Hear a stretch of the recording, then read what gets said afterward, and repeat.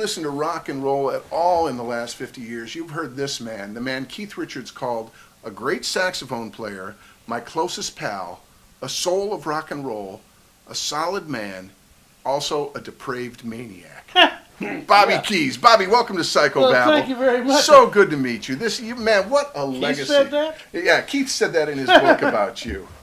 Really? I read the book. I didn't. Depraved maniac. Depraved maniac. Right. Also born on the same day Same as day, Keith. same month, same year. Wow. Glorious 18th. Wow. When we first discovered that, Keith said, "Bobby, you know what this means?" I said, "No, Keith. Tell me, what does this mean?" It means we're half man, half horse, and got a license to shit in the street. Well, I didn't exactly know what that meant, but I've always held on to that. And anytime anybody says you're a Sagittarius, yep, you know what that means, and I tell them. That's great. Well, let's backtrack a little before we get into the Stone stuff. I want to tell people where you're coming from. The rock and roll thing. I just found out that you indeed played saxophone on Return to Sender with Elvis. I was a substitute saxophone player. The fellow that was booked to do the gig, actually, it was Boots Randolph, or loads of debates there. I think it was Boots. There was another guy, Steve Douglas, says it was him. But anyway, they weren't there, and I was. How old were you at this time? Oh, hell, I don't know. I was younger. Yeah. I'm guessing 17 maybe. 17-ish, 17, 18, something like that. You also played saxophone on The Wanderer, or Dion? Yeah. Good Lord, man. Well, that was another thing. See, I just kind of happened into some of these things. Well, moving ahead a few years, you first encountered the Rolling Stones, if I'm correct, in 1964 at the San Antonio Teen Fair. Dick Clark's Teenage Fair of something like World's Dick Clark's Teenage World's Fair, something of that nature. I don't recall what the title was, but yeah, that's where I first ran into Keith and Mick and Charlie and Brian and Bill. Bill, yeah. Bill, just old Bill. And if I'm to understand from Keith's book, you weren't all that thrilled with him at first, these skinny little Englishmen doing a Buddy Holly cover. Well, yeah, I thought I wasn't real thrilled with the English invasion anyway, because they didn't have saxophones in their band, you know. So to me, I just, call me when you get some, grown-ups in your band. Right. Didn't really say that.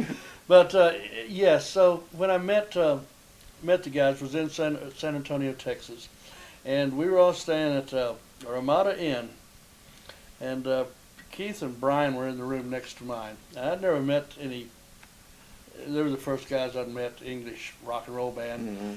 and I was prepared to really not like them. But the fact is that they had recorded "Not Fade Away," and they'd done a really good job of it. Mm-hmm. You know, I was like, well, who are these? These tea bags coming over here trying to steal my precious cotton country rock and roll? You know, who do they think they are?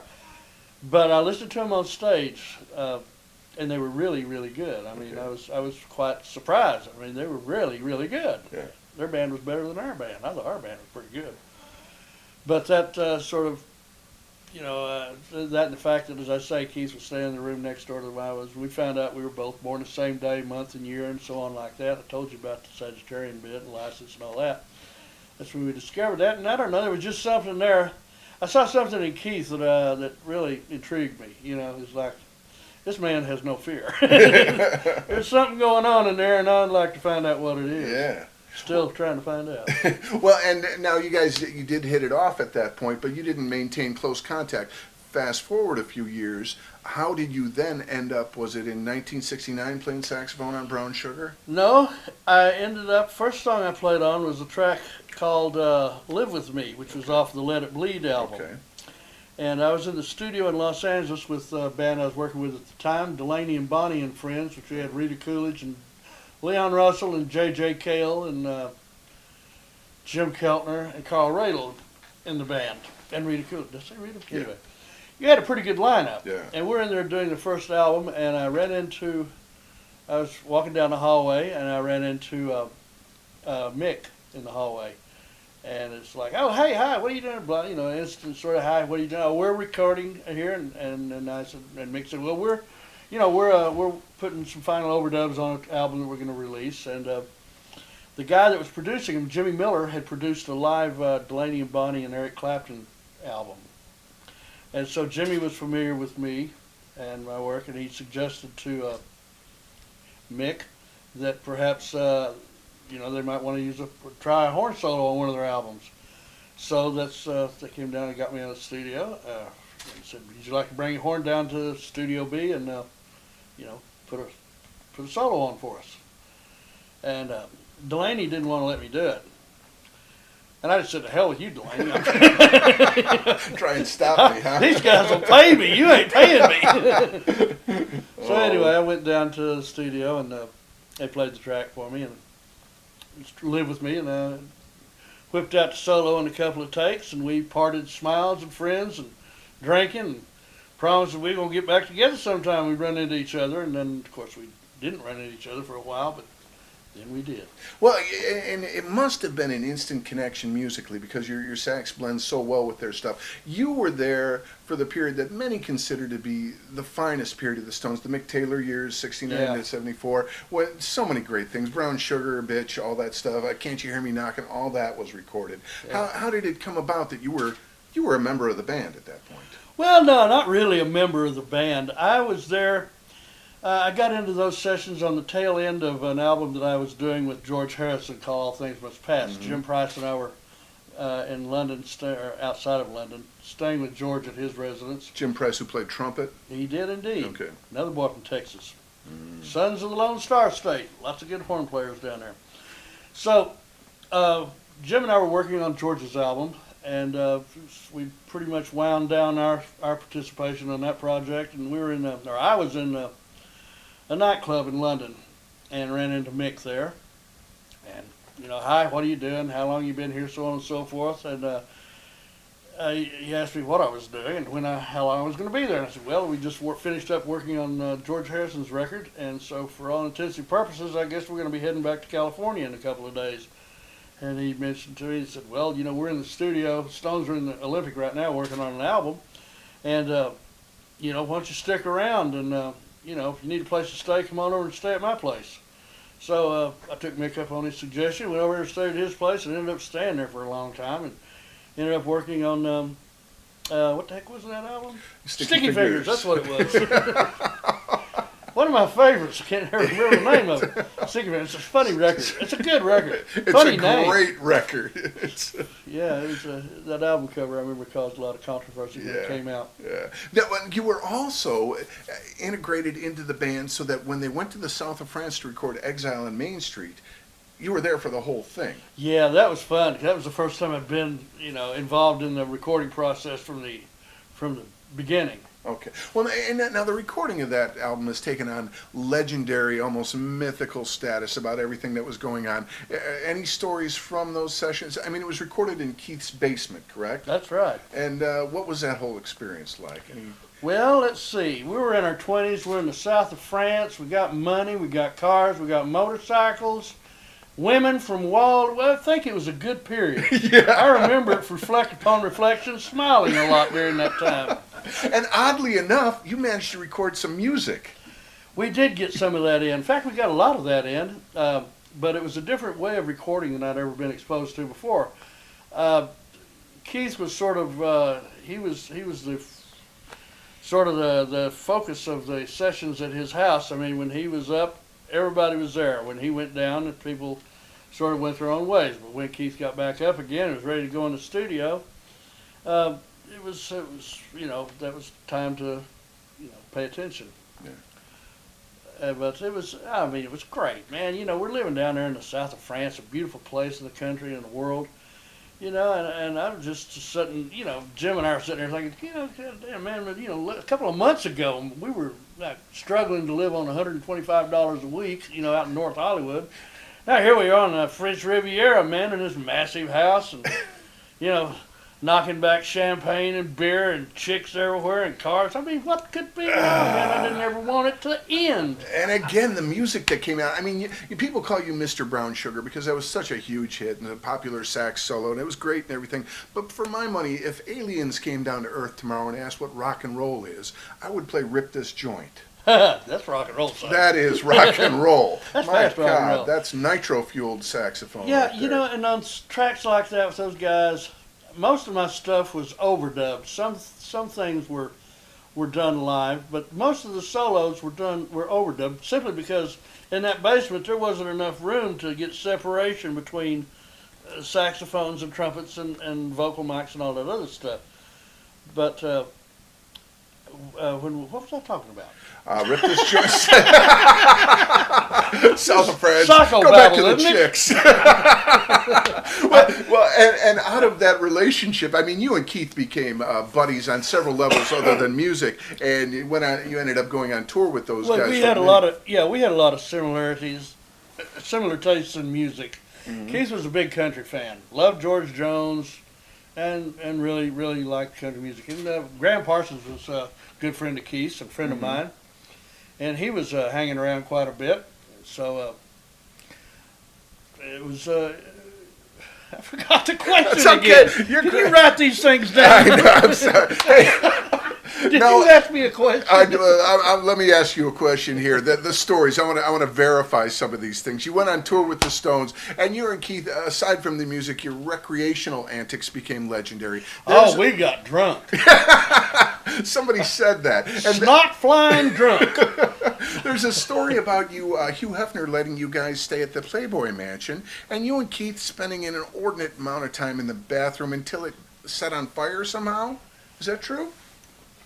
Well, I don't know about an inordinate. We weren't watching the clock, but there was some time spent. Hugh Hefner had invited the Stones to stay at his mansion in Chicago while we were there. I think we had 3 or 4 gigs there, and so hey, sure.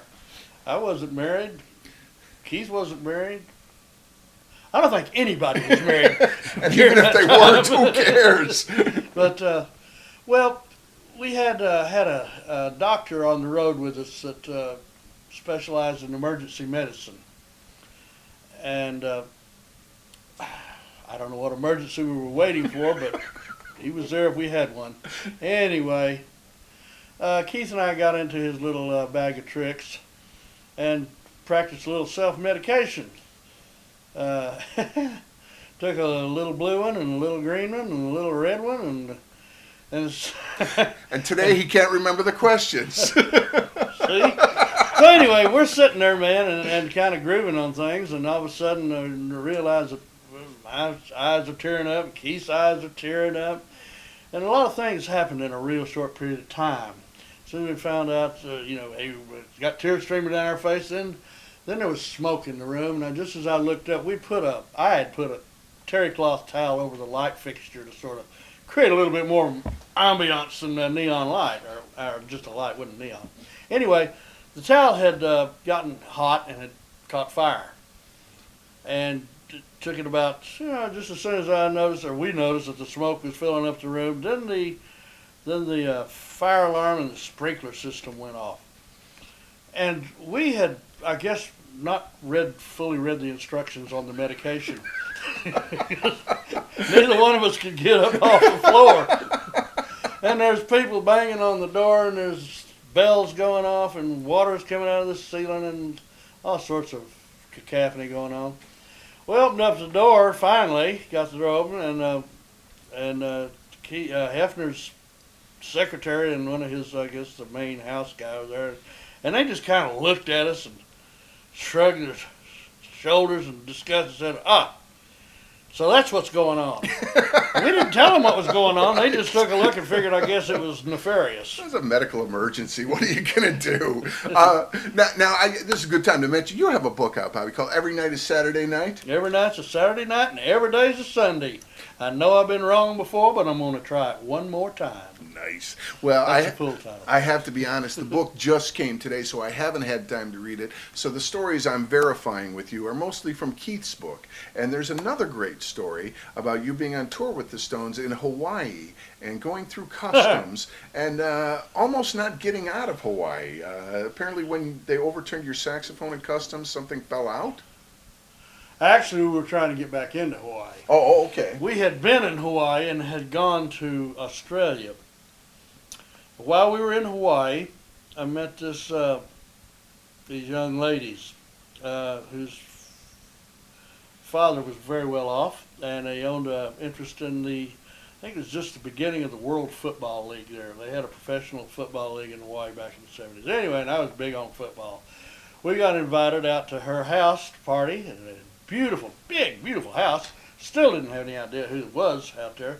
So Keith and I are out there and rocking it up, and old Pop walks in, Mr. Dole. Mr. Dole. Mr. Dole. Of the Dole pineapple family. The big pineapple himself. Anyway, he was very, very decent about it. You know, seeing what he was confronted with, probably tested his patience, but he was very nice. Nice to meet you guys. Here's my card. If you ever get back in town, be sure to give me a call. Well, I took his card out being polite, you know. Mm-hmm. Yeah, but the likelihood of me calling Mr. Dole up and saying, let's go out and get a beer, seemed fairly remote. But I kept the card, which I was glad I did, because we went on to Australia, and this doctor that we had with us, same fellow I was telling you about earlier, was still with us. And he used to give us vitamin B12 shots. I mean, legitimate things. I mean, we weren't shooting heroin and none of that jazz. It was just legitimate stuff, sort of. And so I had a couple of these syringes in my saxophone equipment. And Keith and I are on our way back from Australia, and we're going through customs in Hawaii. And they had to check the serial numbers on my horns to make sure it was the same instrument I'd taken in, taken out. So I had to turn my saxophone upside down in front of the customs guy there. And I heard this sort of a rattling sound in the bell of my baritone saxophone, and what the heck could that be? And right then a syringe come flying out of the bell of my horn and stuck right in front of this customs officer, right underneath his nose. He said, ha, what have we got here? I said, I can explain that. Just give me a minute and I'll explain it to you. You'll understand. It's only for vitamin C and for, to get up on stage. And then, there was another little package came out, and it wasn't vitamin C. It was, in fact, you couldn't get it at the drugstore. No. But so it turned out to be a controlled substance. Oh. Well, the only person that I knew to call, because Keith and I were traveling separately, then we didn't have an entourage with us, none of that jazz. They still trusted us to go on our own. That ended right after this happened. Because, so these agents find some contraband in my horn. And then they look at Keith and they find a little dab of this and a little dab of that in his. So they take us. Well, we've got you now, pal. And so we go back into the little room, and the guy, when I get back there, I said, look, I don't know anybody here. I've got to call somebody. I mean, and he said, well, okay, use that phone. So I called up Mr. Dole, and I didn't get through to him, but I left a message with his secretary. Not really counting on anything good coming of it. Well, so they took us back into a holding room and fingerprinted us, mugshot, took pictures, and told us to go back there and sit down. Well, we're sitting back there, and the guy that was booking us, all of a sudden the phone rings, and the other office is separated by a big picture window. And he picks up the phone, and he stiffens up in his chair, and he looks back in the room towards me and Keith, and he just kind of shakes his head, and he hangs up the phone. And I see him pick up the papers that he just filled out on us. He tears them up. I'm thinking, this is looking good. What's going to happen next? Well, what happened next? They came back and they got us. Said, Keys, Richard, come on with us. They said, I don't know how you did it or what you did, but you're out of here. And here, take this with you. And they gave us the shit back. They held the plane for us. They escorted us onto the plane and returned the naughties to us, and all they said was, I wouldn't have them by the time you get to the other end of the line. Don't worry. As soon as this plane's off there at ground, they're gone. So I've always been very partial to the Dole pineapples. Me too. Any other fruit that Dole packages, I buy it. Now another story, and I want to again verify this with you. Your tenure with the I'm not a very good source to verify stuff with, because I lie a lot and I forget things. Well, I think Keith is in the same boat, and I'm going on his stories. But your tenure with the Stones took a brief a 10-year hiatus for a while there. Rumor has it you were on tour with the Stones in '73. Second to last show of the tour, they come to get you, and you were in a bathtub full of champagne with a cigar and a French chick. How the stories do. And when they knocked on your door, you told them to fuck off. Now. Well, there are some elements there of truth. Okay. Some of the dressing is a little bit erroneous. Please tell me you were in a bathtub full of champagne with a French chick. Well, I'll tell you something, man. You can spend thousands of dollars on bottles of champagne, and a big old bathtub is hard to fill up. Okay. You know, we had maybe a couple inches down there, and apparently I did this in an altered state of mind. Don't remember a whole lot.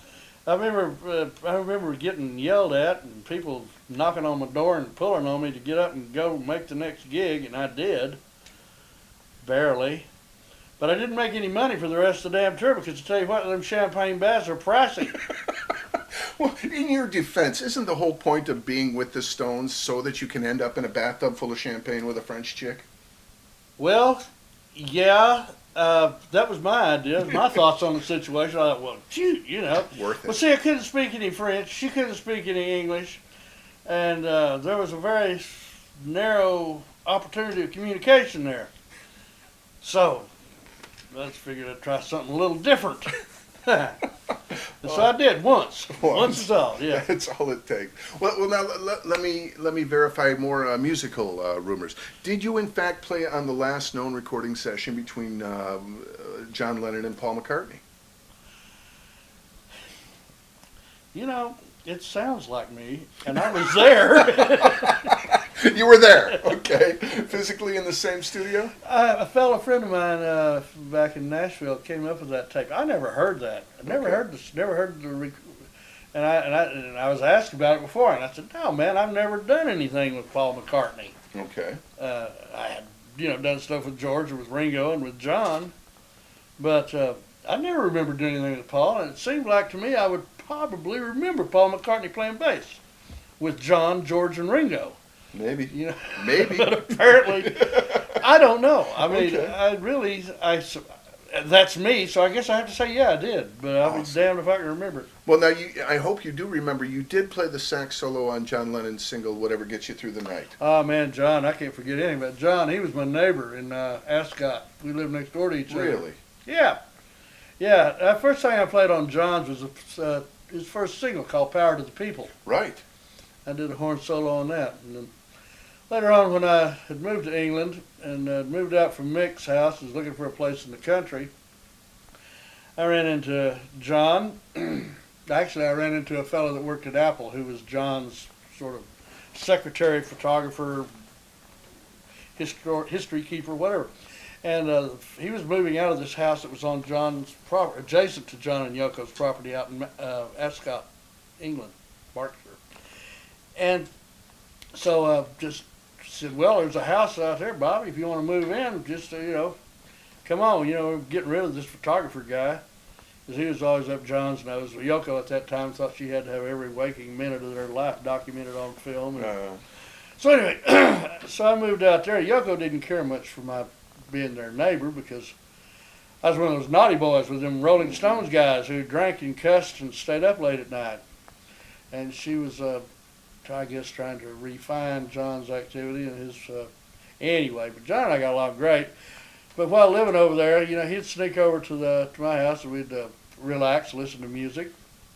And Yoko didn't like the way John relaxed with me.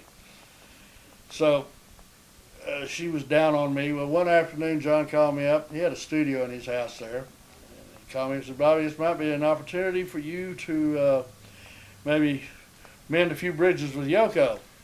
Get your saxophone and come on over here. I knew Yoko was working on some material for her own album. Her music. Her music, yes indeedy. So I get my saxophone man and trot on over there, and I go into the studio. John's there, the engineer's there, and Yoko's there. And they're listening to the playback, and it was really difficult to kind of catch a hold of Yoko's interpretation of. She's a very avant-garde artist. Uh-huh. And if the kids at home have never heard any of Yoko's solo material, it's different. It's different. It's a lot of wailing and... It's a form of her self-expression. Yes. And, and while I think everybody ought to have, be able to express themselves without being laughed at. But Yoko's music was particularly different from anything I'd played before. I couldn't tell what key it was in or where it started or where. Anyway, so I said, "Well, Yogo, what do you want me to add to this or to your work? Just tapestry." And she said, "Well, Bobby, I'll tell you what. This music represents a story about a lily pad, a pond up in the north of England. It's covered with lily pads, and this is late October, and all the denizens of the pond have left and gone. There's only one critter left, and it's this big old bullfrog sitting on this big old lily pad with a cold north wind blowing up his backside. And that's the piece of the puzzle that I want you to fill in." Well, Simple. so I'm hearing this. Okay, lily pads, cold winds, bullfrogs, and I'm looking at John through the window into the control room, and he's looking at me like, "Hey, pal, you're on your own here, man." So I could see there wasn't going to be any help coming from that direction. I just got my horn out and thinking, what the hell am I going to do? And I put my horn together, and as I usually do, I close all the keys on the horn and hit the lowest note to get some air going through it and moisten up the pads. So I hit that low B flat on that tenor sax, and my God, man, here comes Yoko through the door. Her eyebrows were 2 feet above her forehead. You know, "That's it, that's my frog. You've got my frog. That's it." And I just felt like, I felt such a wave of relief. Oh my God, is that all I had to do? Thank you, Jesus. Johnny and I can play together again now. Oh, that's And great. So that's what brought that about. Now, you currently have a band, again, if the internet is up to date, called the Suffering Bastards. Suffering Bastards, a name I took from a drink that Keith Richards and I were having in a hotel bar in Sydney, Australia. There was a fellow there that had just won some mixology trophy that was about 17 feet tall, sitting behind the bar, and he's real proud of it. And so I said, "Well, give me a drink of whatever is that won you that trophy. I want to taste that." So he whipped up this concoction. It was good. It's a rum, fruit, pineapple. Love pineapple drink. God bless So the bowls. I drank it. And I said, "What is this? What do you call it?" She said, "It's a Suffering Bastard." And I said, "Is that right?" It's the only time I ever had them. I've ordered them before. Nobody seems to know what they were. But anyway, I just kind of had to think of a name one night on stage. We were just in the beginning, second or third gig that I had done with this band. And it just came to mind. So I said, "Well, thank you from all us up here, the Suffering Bastards you see on stage." And so everybody said, "Suffering Bastards, I like that. It's not nice, but it's good." It works. Now, I've been dominating and instigating all the stories here. Any great stories, favorite memories that I've missed, stuff that you really hold a warm spot in your heart? Oh, shoot. Buy the book. Again, the book is Every Night's a Saturday Night. Every night's a Saturday night. That's right. You know, there's a lot of stuff. And every time I try to think of any one specific incident, I sit here sucking ice cubes in 4/4 time without an answer. Right. The book, again, Every Night Saturday Night. People can get that at their local bookstore or order it online. You can get it on Amazon. You can get it on Amazon. Bobby Keys, the man, the legend. Thank you so much. Thank you. My pleasure.